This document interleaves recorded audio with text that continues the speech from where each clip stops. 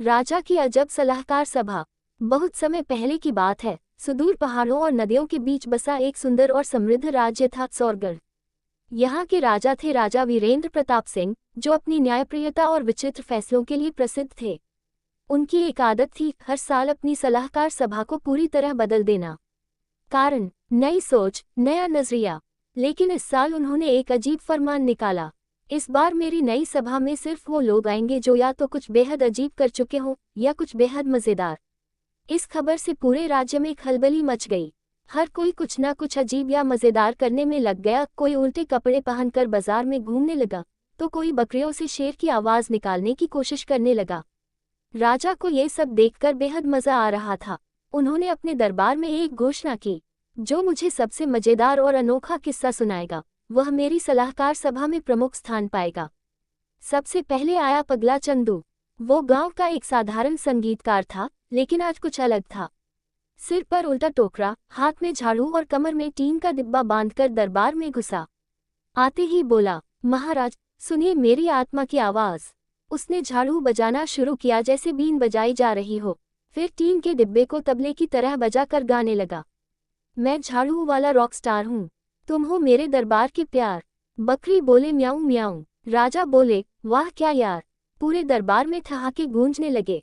राजा खुद भी हंसते हंसते लोटपोट हो गए।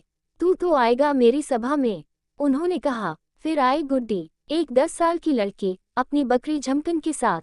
महाराज मेरी बकरी बात करती है, गुड्डी ने कहा। राजा मुस्कुराए, अच्छा तो जरा सुनाओ। गुड्डी ने झमकन से पूछा, तू क्या खाना चाहती है? झमकन ने माँ की एक लंबी आवाज निकाली। गुड्डी बोली, देखा, उसने कहा राजभोग। फिर उसने पूछा, तेरा पसंदीदा गाना क्या है? झमकन ने फिर एक लंबी सी आवाज निकाली। गुड्डी बोली, उसने कहा कचरा हटाओ, संगीत बजाओ। राजा की हंसी रोकी नहीं रही थी। तुम दोनों को मेरी सभा में स्थान मिलेगा, उन्होंने कहा। भोला बघेल दरबार में उल्टा चलता हुआ आया, यानी पीठ आगे और चेहरा पीछे। राजा ने पूछा, क्यों भाई, ये क्या तमाशा है? भोला बोला, महाराज मैं पीछे की बातों को आगे लाता हूँ। मेरे घर में सब कुछ उल्टा है। मैं पहले सोता हूँ, फिर खाना खाता हूँ, फिर काम करता हूँ। मेरी घड़ी भी उल्टी चलती है।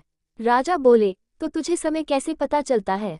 भोला बोला, जब सब सोते हैं मैं उठता हूँ, जब सब उठते हैं मैं सोता हूँ, इसीलिए मैं सबसे अलग हूँ। राजा बोले, तू सच में अजब जीव है। बैठ जा, अब तू भी सलाहकार है। अब तक सभा में 12 ऐसे विचित्र लोग शामिल हो चुके थे। किसी ने ताश के पत्तों से महल बनाया, किसी ने चाय की पत्तियों से भविष्य बताया, किसी ने तो अपने मुंह से 10 तरह की जानवरों की आवाजें निकाल दी। लेकिन एक दिन एक गंभीर घटना घटी। राजा वीरेंद्र प्रताप को एक राजा ने युद्ध की धमकी दी, राजा शत्रुसेन। अब असली सवाल था, क्या ये अजब गजब लोग कोई काम के हैं? राजा शत्रुसेन ने 50 हाथियों और 500 सैनिकों के साथ सौरगढ़ की ओर कूच कर दिया। राजा वीरेंद्र प्रताप ने अपनी मजेदार सलाहकार सभा को बुलाया।